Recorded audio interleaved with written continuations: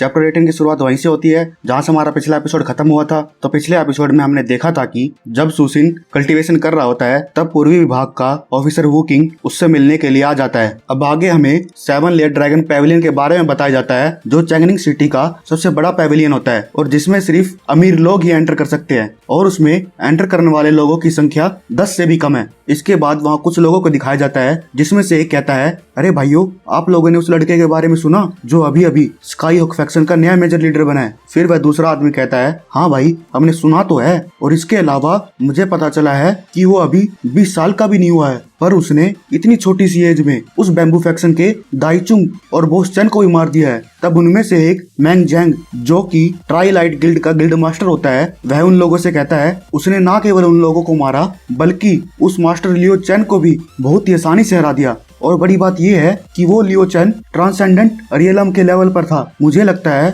कि जब से सुसिन ने उस लियो चैन को मारा है उसके बाद उसकी स्ट्रेंथ और भी ज्यादा बढ़ चुकी है। इसके बाद तीसरा गिल्ड मास्टर निंग लियो बोलता है, जो भी हो, मुझे तो उस सुसिन के उन चीजों को हैंडल करने का वे बहुत ही इंप्रेसिव लगा। तब मैंग बोलता है कि जिस तरीके से वह ग्रोथ कर रहा है ना, हमें उसे अपने गिल्ड में शामिल कर लेना चाहिए। तो आप लोगों का क्या ओपिनियन है इस बारे में? तब वह दोनों एक साथ कहते हैं, आपने तो हमारी मुंह की बात छीन ली गिल्ड मास्टर, पर आपको याद होगा कि हमने एक बार उस लियो चैन को भी इस गिल्ड में शामिल होने के लिए पूरी कोशिश की थी और अगर यह देखा जाए तो उस सुसिन को हमारे गिल्ड में शामिल करना बहुत ही मुश्किल लग रहा है। फिर वह मैंग हंसते हुए कहता है, अरे भाई, उस लियो चैन ने हमें इसलिए रिजेक्ट कर दिया था क्योंकि वह बुढ़ा हो चुका था और उसके लाइफ में आगे कोई भी एम्बिशंस नहीं बचे थे, पर सुसिन अभी जवान है, हम उसे अपनी गिल्ड में शामिल होने के लिए स्काई हॉक फैक्शन से ज्यादा लालच दे सकते हैं। फिर वह निंग कहता है कि क्या हमें उससे बात करने के लिए जैंग को भेजना चाहिए क्योंकि उससे ज्यादा फ्रेंडली बंदा मैंने आज तक नहीं देखा। मुझे तो लगता है कि सिर्फ वही आदमी है जो सुसिन को अपने गिल्ड में शामिल होने के लिए बना सकता है। फिर वह मैंग कहता है कि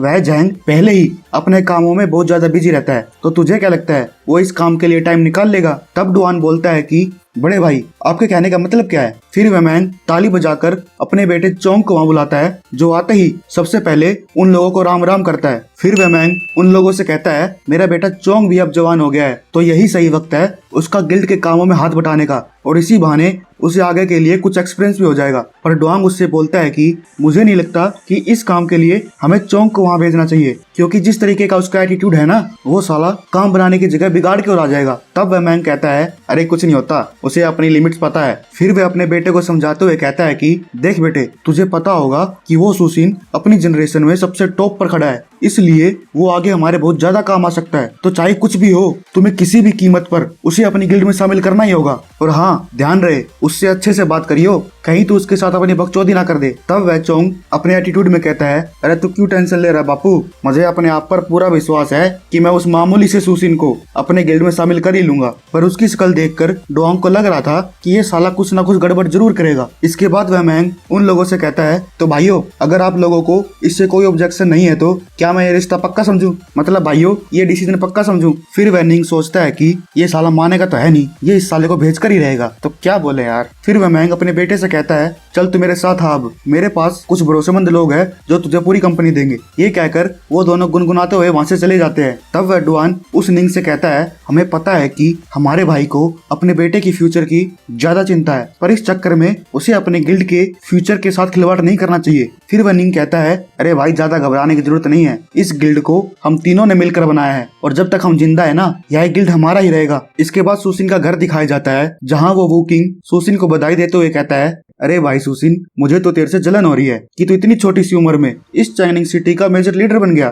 तब सुसिन उससे कहता है, अरे ऑफिसर वू किंग, अब तो कुछ ज्यादा ही तारीफ कर रहे हैं मेरी। अगर मैं मेजर लीडर बन गया तो क्या हुआ, आखिरकार ये है तो एक टाइटल ही। फिर वह अपने नौकर को आवाज लगाते हुए बोलता है, अरे ओल्ड वांग, इतने बड़े लोग आए हमारे घर पे, दारू वारू लेकर आओ यार। तब वह वो किंग बोलता है, अरे नहीं भाई सुसिन, अभी इसकी कोई जरूरत नहीं। एक्चुअली बात यह है कि मैं दिन में नहीं पीता और आपको ये फॉर्मेलिटी करने की कोई जरूरत नहीं। वो पहले की बात थी जब हम एक दूसरे को नहीं जानते थे और अब तो तुम सभी फैक्शंस और गिल्ड्स में बहुत ज्यादा पॉपुलर हो चुके हो, तो अब तो हमारा आना जाना लगा ही रहेगा। तब सुसिन उससे पूछता है, तो क्या मैं जान सकता हूँ ऑफिसर वू किंग कि कौन सी चीज आपको यहाँ मेरे पास ले आई? इसके बाद वो किंग कहता है, मैं आपका ज्यादा टाइम वेस्ट नहीं करूंगा, मैं तो यहाँ सिर्फ आपसे एक रिक्वेस्ट करने के लिए आया हूँ। तब सुसिन उससे कहता है, अरे ऑफिसर वू किंग, आपको इतना ज्यादा पोलाइट होने की कोई जरूरत नहीं, आप बस हुक्म करो, मैं उसे फुलफिल करने की पूरी कोशिश करूंगा। आखिर आप पूर्वी विभाग के हेड ऑफिसर हो और तो और आप इस चाइनिंग सिटी के टॉप 10 ऑफिसर्स में आते हो, तो कैसे मैं आपको किसी चीज के लिए मना कर सकता हूँ। फिर वह वोकिंग कहता है,